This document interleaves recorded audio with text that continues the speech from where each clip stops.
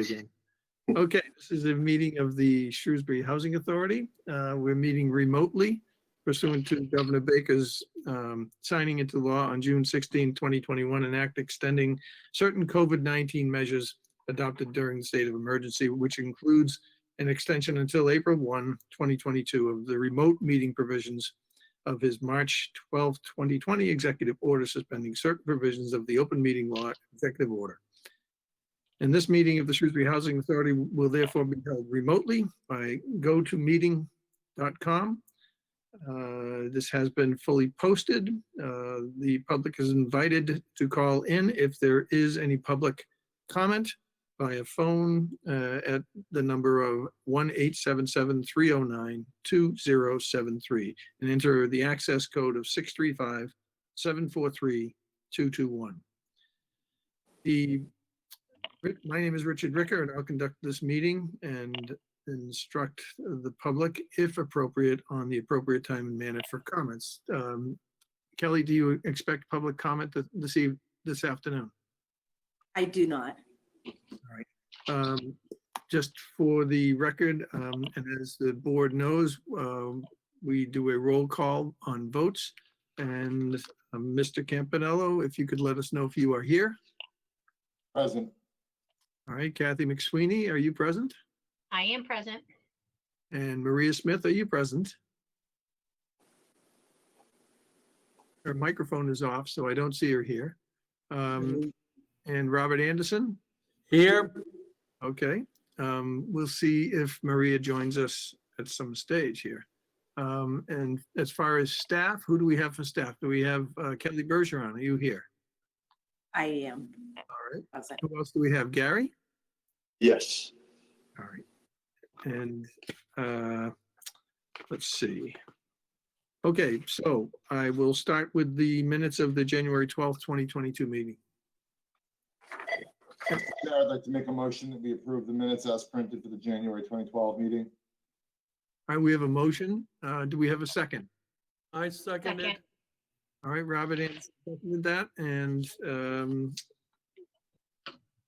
any discussion? Okay, there being none. Mr. Campanello? Yes, aye. Ms. McSweeney? Aye. Mr. Anderson? Aye. And says aye. Okay, so it's unanimous. I see James just joined us. Should we get through a few of these other things before we, what's the board's pleasure? Mr. Chair, I'd be inclined to do our normal, the first half a dozen business items and the financials, and then take them out of order. But it makes no difference to me. I don't know if he's ready to go or what the rest of the board wants to do. No, that's fine. Okay, so why don't we go through a few things? We have the balances of the accounts before you in the treasurer's report. Any questions from anyone there other than it's a very healthy balance? And I think James will attest to that.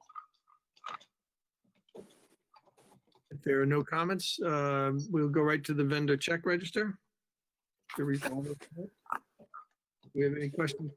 Question on that total is $101,466.63. All right, if there is one, then we'll take a motion.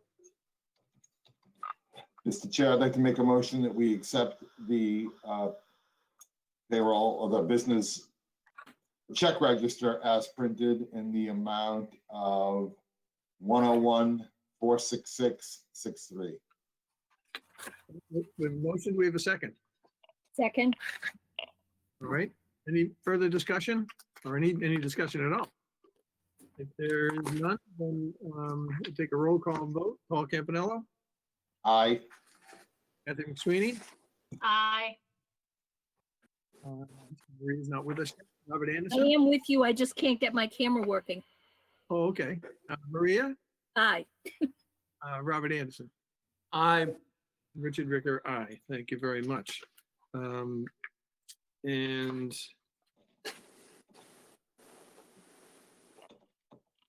did we have an explanation, Gary, on the backside of that?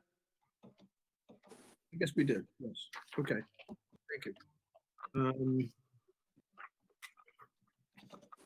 Next item. Mr. Chair, with your permission, I would like to, oh, I just lost it. Hold on. Portability, out Yeah, check. yep, just, I either clicked close, let me scroll down. I had the number in front of me. I'd like to make a motion that we approve the portability out register in the 2 checks in the amount of $3,233.30.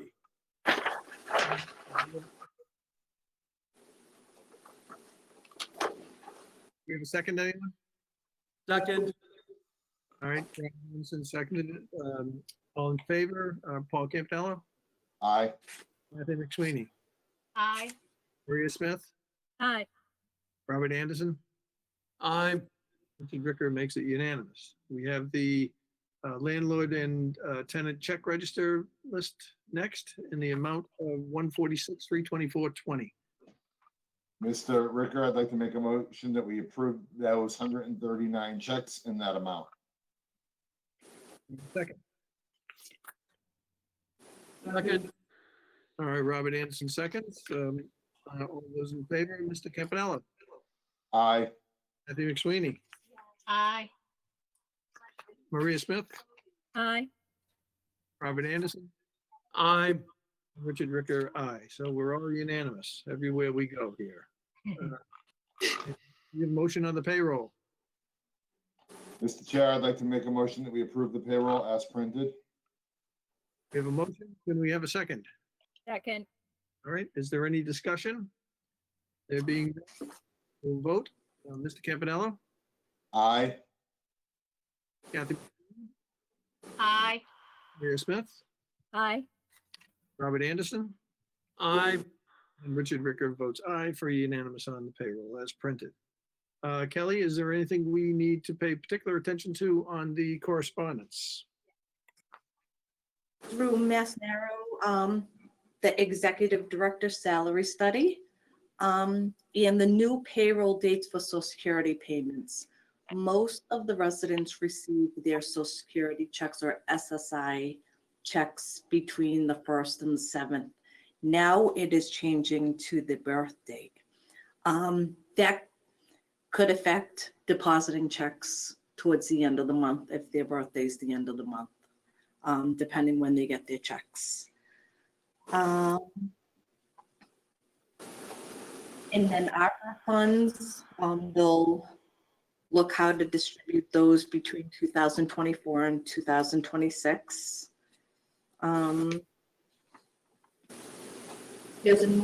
We have to upload everybody's in the state programs tenant files, and we normally do that for Section 8 in public housing, but with SOAR, I just had a training on that, but all that will be uploaded. So DHCD will not have to call and ask, they will have all the information at their hands. There's additional subsidy to provide LA with test kits. And the training on the tenant board member appointments. Every ED is really confused regarding that.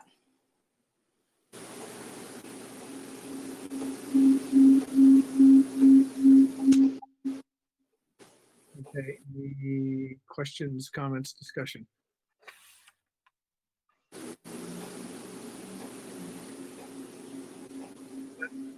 What? Somebody's got some background noise. Does anybody else hear that? I think that's Kelly. Yes. Okay.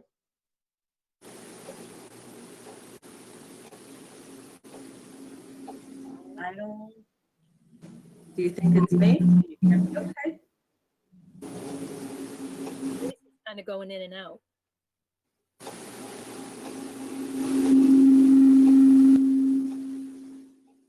Just Might you turn, and Gary be too close together? Is your door shut? Yep, the doors are shut. I can hear everybody okay. Now I Alright. hear you better. all right, Better. okay, Gardens, we've had 2 move-outs. We have, these move outs are new move-outs. The previous ones we're holding for Leicester Housing Authority. DHCD contacted us and told us we could lease up our people on the waiting list as the residents of Leicester decided to stay in Leicester and to move into their apartments this week. You can fill them up again. So we filled our 2. Now we have 2 more.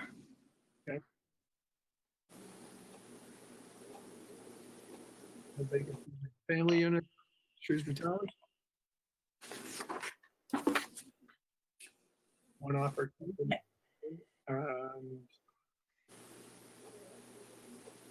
We have a new person moving in on the 15th.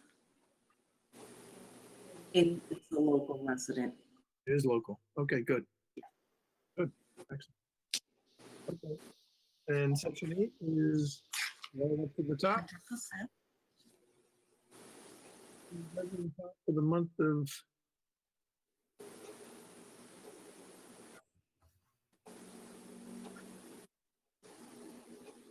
the social report is 36. So. Okay, anybody on any of that? No, Mr. Chair. If there are none, we'll go into new business, budget for 2022. Hi, James. Mr. Chair, is that out of order? Do you need a motion or are we in order? We're in order. Can I make one suggestion, Mr. Chair? Please do. As James is talking, because that background noise is kind of consistent, we all of us mute unless we have a question and then we go on speaker. Good idea.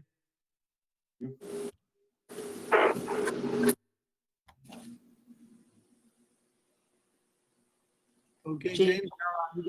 Floor. Thank you. This is the budget for fiscal year 2023, which will begin April 1st, 2022, ending on March 31st, 2023. First off, DHCD has published a new executive director salary schedule, which goes into effect for this fiscal year, and according to the regulation, will probably be in effect for the next 5 years, with possibilities of ED increases in years 3, 4, and 5, depending on funding from the state. So with that said, the executive director's salary, based on the ED salary schedule, has a maximum value of $102,507. This budget has Kelly's salary in at $100,898, which is an increase of 3% from last year, but still under the maximum amount. Administrative salaries have all been increased by 2%, which is allowed by DHCD's budget guidelines, which is allowed up to a 4% increase. Maintenance salaries have been budgeted at the current DLI rates as of April 1st, 2021. By the time the budget's into DHCD, the rates will go up, but this is just the way it is because you're a March year end. So with that said, the salary schedule has an additional line item of $5,500 set up to cover an expectation of these salary increases. 4, the total allowable non-utility expense level, which is the amount the authority can spend on its state 401 program, which is comprised of your elderly 667 and your 705 scattered sites, went up by 4% from last year's amount. And with this budget, we are expecting reserves in the 400 program to be roughly $338,000, which is about 75% of max reserve levels. DHCD requires that housing authorities maintain a 35% max level. So with that said, where is the 400? You're required to have 156,000. You'll be up at about 338. So you'll have close to 180,000 more than required. Are there any questions on the narrative going in? Just a general overview before I move on. Does that cause us a problem being over by that much? No, as long as you're not over by 100%. Your 100% amount is 448. So you're still about 110,000 under max. Right. Once you get to max, yes, you'll have to make a decision on whether or not if you ever get to max, whether or not you want to use some of those reserves or possibly lose subsidy. That's actually not on the narrative. I probably should have put it. I apologize. This is the first year in Shrewsbury history, I believe, I'm not sure exactly, but in my history at Shrewsbury of 20 years, where this budget has a DHCD operating subsidy of close to $11,000, I think it is. 17,000. So this is the first year we'll actually be getting money from the state. Why is that?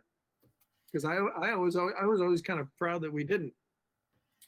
That is a result of how the formula is calculated. So we can jump to that page if you wish. 1, 2,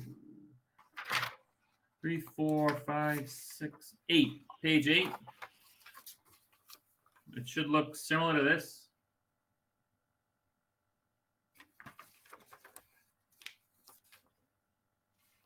Yeah. It should, like, the first line should say revenue of 863,100. Yep. So that's our projected revenue from tenant rental income, miscellaneous income sources like work orders, stuff like that. There's your allowable non-utility expense level, the amount that DHCD says it costs to operate your 400 program. Started at 607 with the 4% bump, it goes up to 631. Then you add your utilities in, which are 241,000. So when you add the 241 plus the 631, that number is now greater than your tenant rental income by the $10,000. And then DHCD is allowing an add-on this year for fire stoppers, which we are taking, which is another $7,000 add-on to subsidy. But without that, you would have been in subsidy by $10,000. Basically, it's a result of the allowable non-utility going up by 4% over the years, but rental income only going up 1 or 2% over the years. So therefore, in the essence, costs are, the way that they do the form, the costs are getting higher than the revenue. The costs are going up faster than the revenue stream. I think this is the first time in all the time I've been on this board, which is quite First a while. time in the 20 years that I've worked at Shrewsbury, whether it's fee accountant or auditor, that I've seen this, yes. I think I I've been was on- gonna say, this feels like a first to me, but I think it is. I think in 35 years I've been here.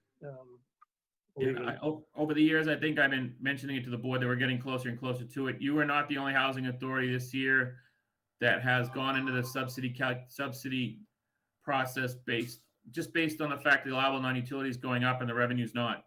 I've had other housing authorities this year that have never got subsidy. They're now getting subsidy. And this is not something we could have used our reserves to keep us out of subsidy. No, the DHCD requires that DHCD's budgeting requires that the budget balances to zero. I know that it doesn't show zero on it. It probably has, it shows a minus 16,000, but that's because when they say zero, that's zero without any non-routine expenses, any purchases of appliances or anything like that. So if you were to do a straight budget, have no non-routine, no collection loss added in there, the budget would come to zero. And the budget comes to zero by getting a subsidy. You can't subsidize yourself with reserves, no. You do end up subsidizing yourself with the reserves if you go over the 100%. So that's for those agencies, I have a handful of them whose reserve levels are higher than 100%. They get the same calculation. It comes down to a subsidy, but they only get a portion of it. So that way the reserves do not go over the 100%. But you'll be in this position from here on in. There's no way around it, unless DHCD has a negative allowable non-utility expense level someday. Which I doubt. They've had it once in my 20 years. So, are there any questions on that? I kind of went out of order, but the question came up, so I figured we'd go there. Thank you. You're welcome. So the second page, which is the page that shows all the programs this year compared to last year, is probably the best place to go. I'll just point out some quick variances from last year. Jim, just so we're on the same page, is this the spreadsheet with the very first number in the upper left being 25,764? Yes. Okay, thank you. Go ahead. You're welcome. So this one shows the 2023 consolidated budget by your programs compared to the 2022, and then a column showing the differences from year to year. So for the most part, total revenues are budgeted to go up by $250,000, but the majority of that is your HAP subsidy for Section 8 of 175. And then there's your operating subsidy for DHCD, 17,000, which has never been there before. Next, I'm sorry.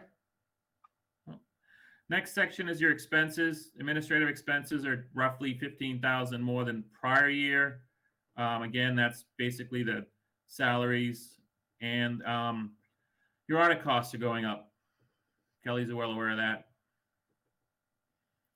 Utilities are up about 25,000. Maintenance costs are roughly up. And then it shows general expense being up by almost 200,000, but again, that includes the HAP expense of 175, which is offset by the revenue. So if you exclude that, it's only up about 25,000. The bulk of that being, again, the two expenses we have trouble we can't control, insurance and employee benefits. Just for the board's knowledge, the insurance rate on the state side is now $177 per unit, up from 170. And then the extraordinary maintenance was budgeted exactly what it was last year, except the additional $7,000 is offset by the state subsidy for the stovetop fire stoppers. Are there any questions on this page? Any numbers the board was looking at? Anything they want some explanations for? Yeah, I have one with your permission, Mr. Chair. Yeah, that's fine. Okay, thank you. So it looks like a $20,000 swing, rough order of magnitude.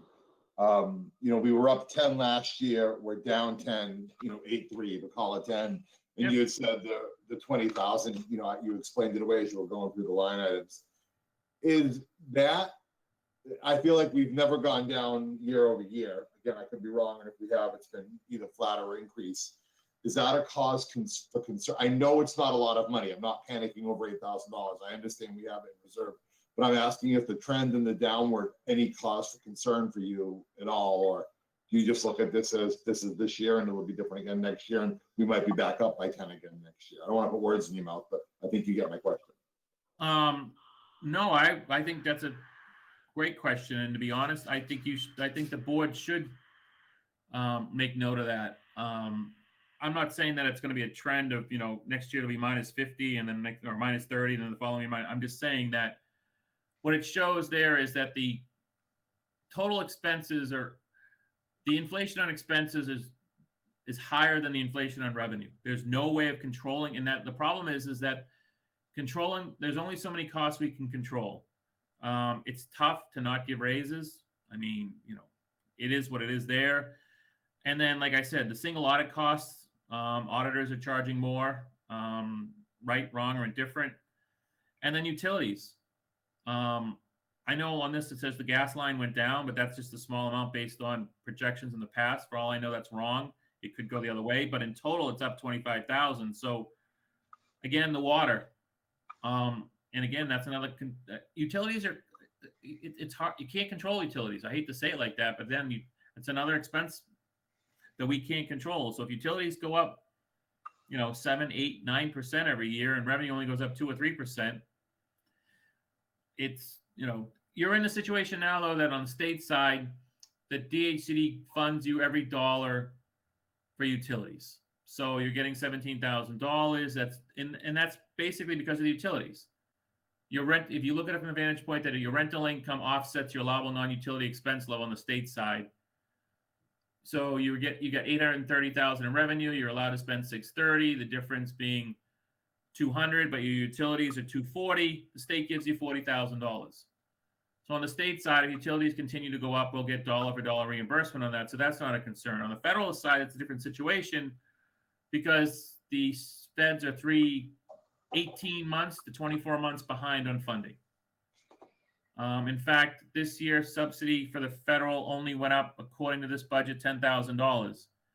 And to be honest, I did this budget before the operating subsidy for the federal year was done, and I don't know what the projections are going to be. So the 220 may be a bad number. It could be more like 190, 180 when HUD's done. So yeah, I think the board should take notice of the fact that we're in a negative position. Is it a cost of concern? It might be something that the board may want to pay a little more attention to every year. And the only costs that we can typically control are supplies, contract costs, and salaries. So I've already mentioned to Kelly and Gary that I was a little, we have to make sure that we're doing our best to utilize our contract costs and our materials and supplies to the best of our ability. And that if we can get some to go into the mod program instead of being out of reserves, that's a good deal too. So yeah, it's a good question, Paul, and I agree that I don't recall doing a budget that was in a negative position like this before. I could go back and check, but no, I would say that, yeah, I would say that there's a small concern there, yes. Mr. Chair, indulge me. I think you're the only one that will remember this predates Kelly, and for the rest of it, you would consider this FYI. I remember on one of my very first years as a board member, so we're going back 15 years, we were at a deficit, and there was even a conversation about, oh, is it dramatic? Should we have a layoff or something? I don't mean to alarm anyone. I know we're being recorded. And the feeling was, no, the subsidy will come in, we won't be, et cetera, et cetera. Mr. Chair, that was a long time ago. And that feels like this is the first time I've ever seen this. Now it's only, again, $8,000, but, maybe there is cause for an offline concern with Kelly or, where are the supplies or whatever. I mean, I never recall being, as Jim would say, in the red. So. Yeah, I don't know that was a, I don't recall that particular It was a event, long time ago. but I am troubled by how we could address this. That's what. Yeah, it's not, I mean, there's only a couple of levers we have to pull, and they're not pleasant ones. I did also, there is one thing that I didn't mention, I should mention now while we're saying this, and I don't mean to alarm them. In the past, one of the things that always made the budget look healthy was that on your federal HUD side, part of the capital fund program was there's an operations line, 1406, and Kelly's well aware of that line. And Kelly's predecessor was very good at taking most of his capital fund money on 1406.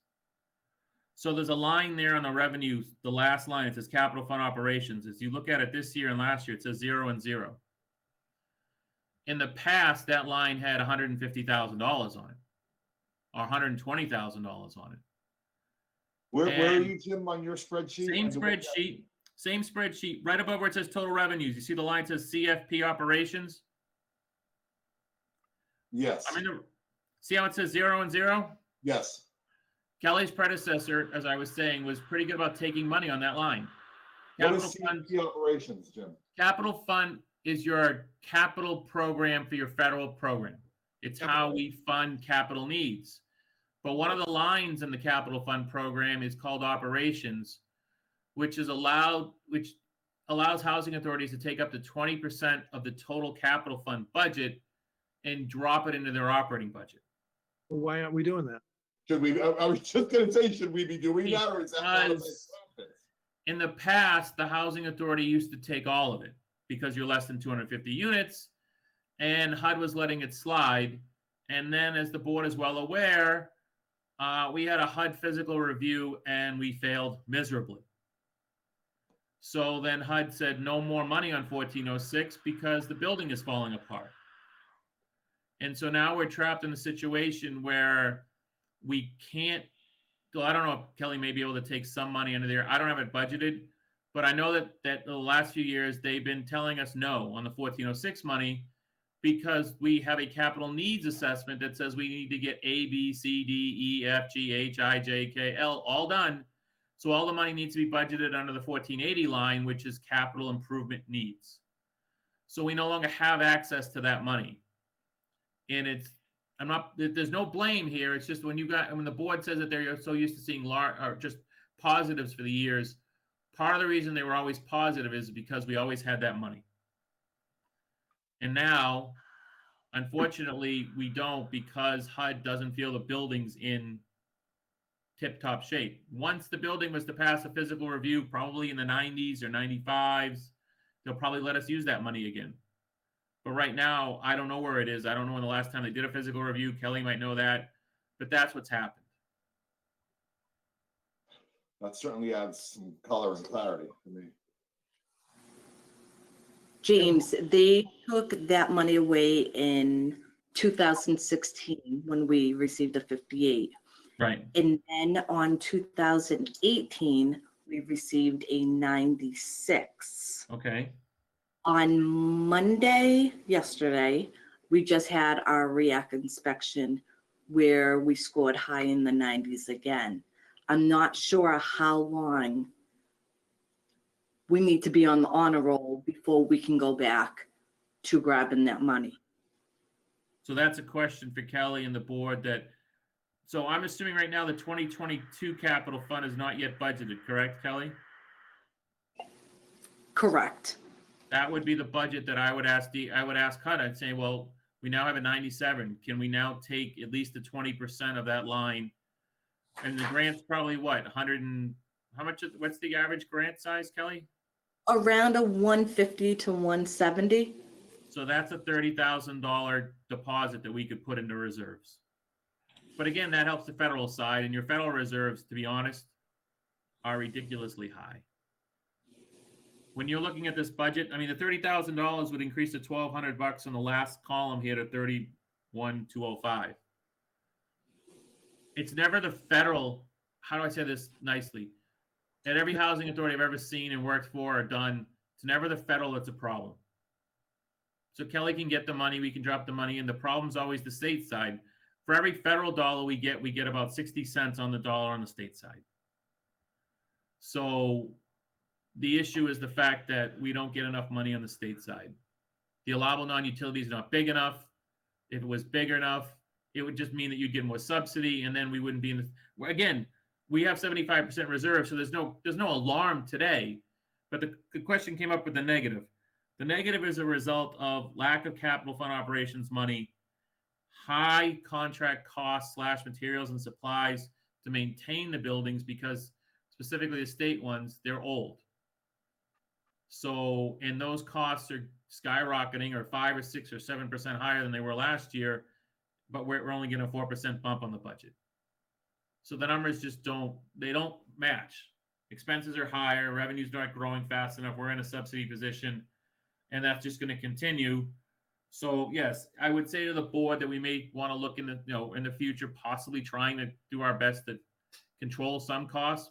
But again, I would say 60% of your costs are tough to control because they're driven by an outside source. The employee benefits, the insurance, even your maintenance labor salaries. You have no control over those. Those are driven by DLI. Well, that's why I said we only have a couple of levers to pull, and they're not pretty. Correct. And so again, I'm not trying to I don't want the board to get, overly concerned. I'm just saying that you asked the question, and yeah, the reason the loss is here is because A, B, and C. Okay, thank you. But That was again, a very long dialogue, Mr. Chair, but. I know, I apologize. No, half me, thank you. No, I think it's good that we've had that discussion. I'm not sure that I know how we're going to resolve it, but moving right along. The rest of the pages are the individual pages by program. I mean, I'll be happy to go through them with the board. I think I have in the past, but I know I've taken up their time. So the next page is just your federal program compared year to year. I think So if you again, things of note, James, that would work. Yeah, I would just skip over the pages and call out a certain page as something worth our attention. I personally reviewed this, and those are the only, I spent my time on the executive summary, to be candid. So if you just want to put through calling out highlights, that's fine with me. I mean, there is, Yeah. like I said, the next page is just your federal programs compared year to year. There isn't really much to look at here. Like I said, expenses are basically budgeted the same from year to year. Revenue is the same from year to year. Let me just jump in here, James, for a second. Kathy and Maria, are you comfortable moving forward the way we're doing it? Yes, if sorry? you could just let us know what page you're on, James, please. Oh, I'm sorry. I'm just going by the next page. I'm sorry. I'm on page 3. Okay. I just went back to the beginning. Page 1, page 2 is the big page with all the programs. Page 3 is just the federal comparative. Okay, thank you. You're welcome. Maria, are you okay going through it like this with this I format? am. I am.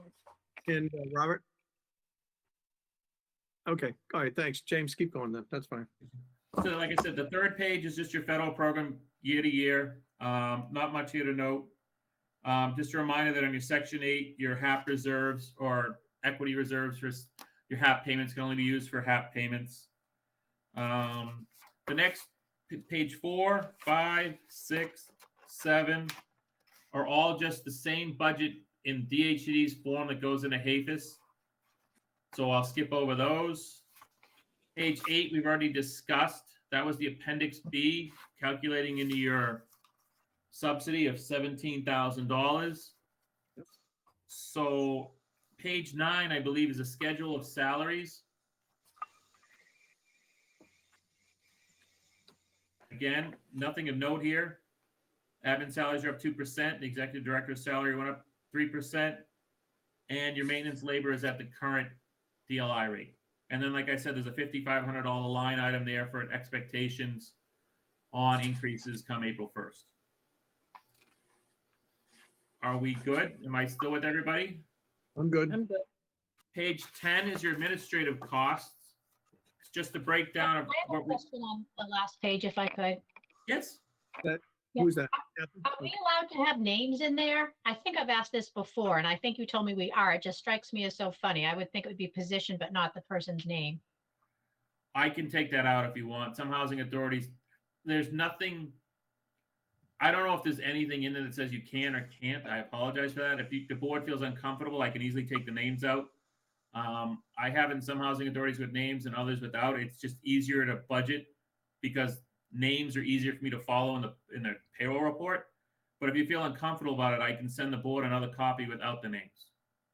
I'm actually okay with it because I follow positions based on the person I know that's behind it. So, I mean, that's how I follow it. And historically I have. Anybody else? I'm fine with it. So Kathy, would you rather have the names off? No, it strikes another board I sit on, we're not allowed to have names in, so that's why I asked the question. But if everyone else is, if the majority would prefer to have them, that's fine. It just strikes me as odd seeing it because I'm not used to it. Yeah, we don't have last names. Kathy, again, I'm not aware of anything on the public housing side that says you can't. If you are, I'll be happy to take them off. But like I said, it's been like this for the last 10, 15 years. So no one said anything to me. But again, I'm not aware of anything that doesn't allow me to have the names. But if you know something, I'll be happy to take them off.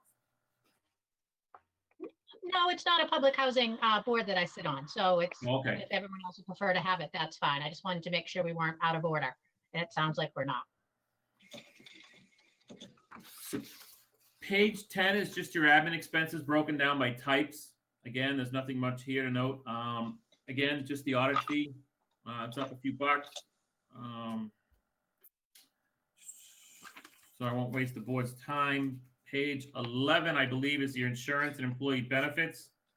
Again, 2 sections of the budget that make up $420,000 worth of expense that the housing authority really has no control over. Between property insurance, workers' comp, and then the cyber liability, which I commend Kelly for getting, having gone through a housing authority that unfortunately was hacked and ransomed. And then your schedule employee benefits, like I said. And then my only note is we are being recorded, so I won't bring it up. All right, next page. The next Richard, page. I don't have to ask my standard D&O question. I see it right there as a line item. Yes. The next page is a schedule of utilities. Again, there's nothing of note here for any of the board members. This is just the preferred way that DHCD would like it entered into their system. So that's how we presented it in the budget, just for purposes of entering it. The only note is that when I create the budget for utilities, I usually increase water over current spending at 5% and the other 2 at 3%. And then the maintenance page, this is just a breakdown of your contract costs. Again, there's nothing here of note, just the fact that these are going up and the only control here is whether or not we need them or can we find something better. But this is probably the one of two places where we could possibly try to save some money. Kelly, the number that jumps off the page on that one to me is the trash. I know 2 or 3 years ago, we renegotiated a contract because we felt like we were getting extorted.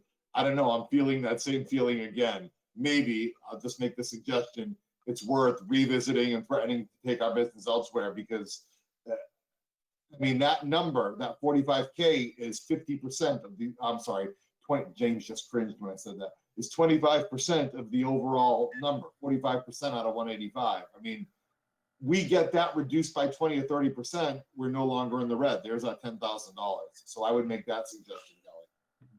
And I will So just what- say, I will just say that if you can get it cut, I'll be amazed. I have housing authorities paying over $200,000 for trash. Yeah, and trash removal companies are in the process of raising rates right now.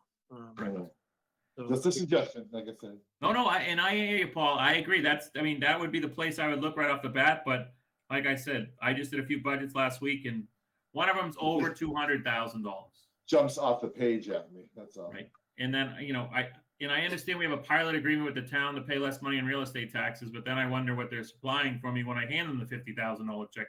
And I said that online, blah, blah, blah. Okay, next. Next page is just your schedule of revenues. Again, we just use this page to project what we expect revenues to be. So currently, as you can tell, we're taking in about $60,000 in your state elderly project a month and about $42,000 on the federal project on a monthly basis. Thankfully, we have the cell towers. Unfortunately, again, I shouldn't say unfortunately, the cell tower money is a federal revenue stream and not a state revenue stream. We don't have any tall buildings on the state property, correct? Correct. Correct. Right. We only have the tower. That's a federal, right? So that's too bad. And then the last page is the non-routine page, which is the page where we budget for things that we aren't expecting. Here is where we added the stovetop fire stoppers, which DHCD is reimbursing dollar for dollar. And then we have the usual lines for appliances and as needed. And then there's a tractor and vehicle upgrades here that are being charged to the federal program. I know I kind of went fast. Are there any questions, concerns? No, Mr. Chair, James, this was fabulous. Thank you. My concern, Mr. Chair, is an operational one, and that if my memory serves, this paper document usually requires multiple signatures across all of us, and cards. Kelly's nodding her head, so I'm not insane, or if I am, not about this. It will Do be, we need to schedule up a schedule to go and meet Kelly or something like that? I'll leave that to you, Mr. Chair. That's my only thought here. Oh, and before you do that, Kelly, don't forget that the ED salary schedule the new one has to be signed by the chair also, and has to be sent in a DHCD. is that here? Correct. Do I have that, Kelly? Yes, Richard, you have all the originals. Yes, you have the document where you have to approve the 689, and then you have the document you have to approve the 400, and then, like I said, Richard has to sign the ED salary schedule. But again, not to skip, the housing authority is healthy. It is what it is this year, and it could be a trend. And yeah, I think we should look at it next year, and maybe, hopefully it'll go the other way. But I will say every budget I've done over the past 6 to 9 months has gone the same way. No one is making more than they made last year. And again, and not to take the board's time, but again, don't forget last year you had COVID money from the federal side. That's true. And DHCD gave you COVID money also. 40, 50,000, I forget what it was in the DA. So technically you did have CARES Act funding in your 2022 year end. Well, 2021 or 2022, I forget which budget because you're March. Either way, you don't have the CARES Act funding this year. Okay.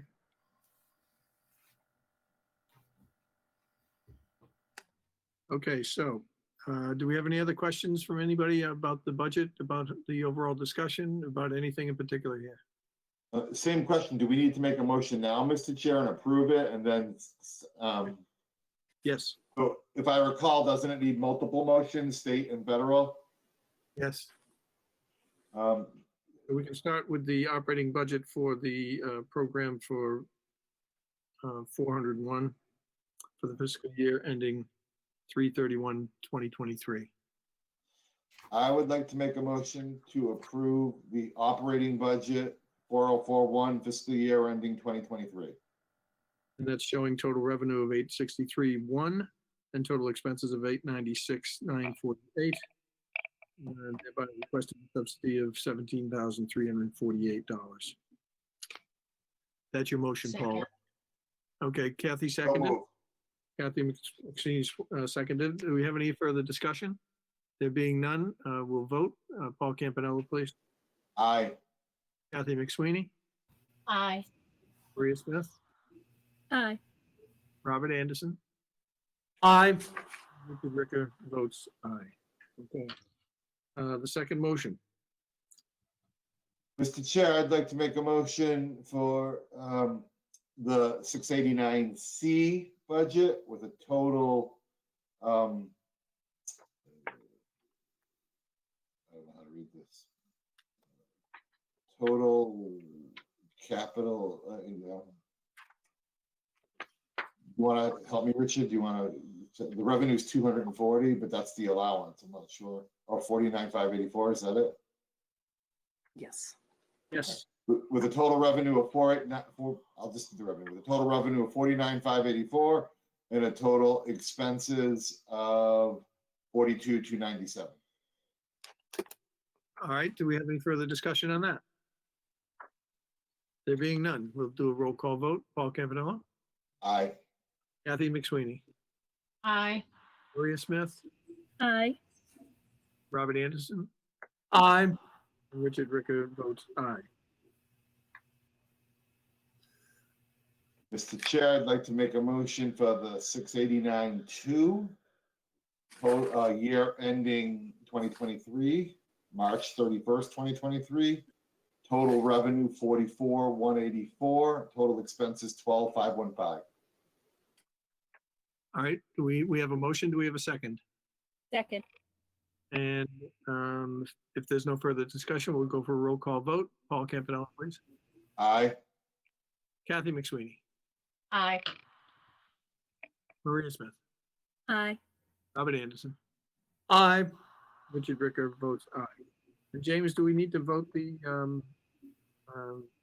executive director's salary? Is that a part of the budget? You're James, you're- you're on mute. you're muted, James. You do not have to have a budget vote for the ED salary because it's part of the certifications as part of the HCD forms. So by approving the budget, you approve her salary through that. But if the board feels more comfortable about making a motion, you can, but the HCD doesn't require it. I'm good with it. Everybody okay with it? Do we need a budget for 689-3? Actually, when you approve the 689C, the 689C is actually 2 plus 3. So you approve the Thank you. individual ones by just approving Got the it. C. Thank you. Well, that's- We've done Kelly, the do you have the federal form? I do. Okay. Richard, that should be your last form. I have it. Yeah, it's the operating budget approved by the board resolution on, and I sign it. Right? PHA code MA 041. Yes. Right. We need a board vote on that. Pardon me? We need a board vote. On, The federal, the last page. okay, so- James, that's the one you sent me after you sent everything The else, HUD, correct? yeah, the HUD 52574 is the HUD form stating that you have an operating budget. You don't have to say the federal, you just have to, the board needs to have a motion stating that they have a budget in place and they have approved the calendar year 2023 budget. It's just a generic budget. You don't have to use the term HUD federal if you want. That's They this, just want to make sure that you have an operating budget in place and the board has approved it. and that is this OMB form number 2577? Yep. 0026. All right, so we'll, If you want to read the motion, I'll say so moved, so I'm making it, and you're the chair. That right. helps. well, I think the motion is that the motion is to approve an overall budget for the Shrewsbury Housing Authority for the fiscal year beginning April 1, 2022. So moved. Second. Okay, James, is that motion in order? Yes, James. that'll work. Okay, so we'll do a roll call vote. Paul Campanella, Aye. Kathy McSweeney, Aye. Marie, Aye. Robert Anderson, aye. and Richard Wicker votes aye as well. Okay, James, I think that does it for you, doesn't it? It does, unless anyone has any other questions or concerns. Anybody? All right, Nope. thank you very much for joining us. Thank you. Appreciate And again, Thank we you, James. appreciate everything we do, and Shrewsbury is in healthy shape. Good luck. If you need me, call. Kelly knows where I am. Thank you. Appreciate the hard Thank work. you, Jane. Thanks, James. All right, so that is the budget. Do we have any other new business? Kathy? Yes, as the board knows, I am the representative for the Community Preservation Committee, and we are in the process of putting together a presentation to each of our respective boards. So I wanted to see if I could be put on the agenda for our next meeting to update you on what we're working on. I think that's appropriate. Kelly, can you put on the agenda? Yes. Thank Do we have any other new business, anyone? Do we, oh, by the way, did we have any old business, anyone? Well, two things, actually. Yes, Mr. the Chair, two, if it may. One, the ongoing authorization that I do on a monthly or quarterly basis for Kelly on the REDAC is, at least last I checked in order, I recently recertified her. That was for one item. For a second, for all of us, I got a notice from the town hall. We had to take our training and our liability and our conflict of interest, and I did that. We should probably all make sure we're all current. It does last 2 years, but it's easy to skip a year and think you did it the previous year and didn't. So I would mention that as well. And then my final question, and this is probably directed to Ms. McSweeney, is for the next meeting, do we know where we're headed both geographically and technologically? Meaning, are we going to be remote or live, and if live, does Kathy have a color-coded plan? I'm going to tell you, that I would prefer that we stay remote for the next meeting. Okay, that's why I brought it up, just for planning. Okay. Is everybody okay with that? I'm fine. Kathy? Yeah, if that's the majority, I think in person's better, and then we get the checks done. But if people aren't comfortable, then we should stay remote. If something changes and Kelly, if Kelly feels differently between now and next month, then perhaps we'll revisit this offline, okay? That's I fine, think- and that answers both my questions. Thank you. The meeting for next month, we'd like to push back a week Oh, if we can, let from- me check. from March 8th to the 15th. Let me just check 1 second real quick while we're looking. Kelly, you thought I forgot, huh? Yeah. Thank you. No problem. That works fine for me, Mr. Chair. How is everybody else on that? It works fine for me, but the last time we did this, I missed a meeting, so Oh, I'm a little yeah. nervous. I know. So I'm gonna be responsible for Kathy attending this meeting, because when I Yes. called her and said, "Are you here?" She said yes, and she thought I met in her house. So I Yeah. will take the ownership on that one. I think, Paul, one of us should try to remind folks, maybe Kelly, you can send out a reminder a couple of days before. I will. Thank you. So we're gonna do the 15th of March. That is correct. Okay. And it'll be remote, and it's, I assume, 4 o'clock. I assume that doesn't. Yes, bother. yes, it'll be 4 o'clock again. Gary, I want to thank you for attending.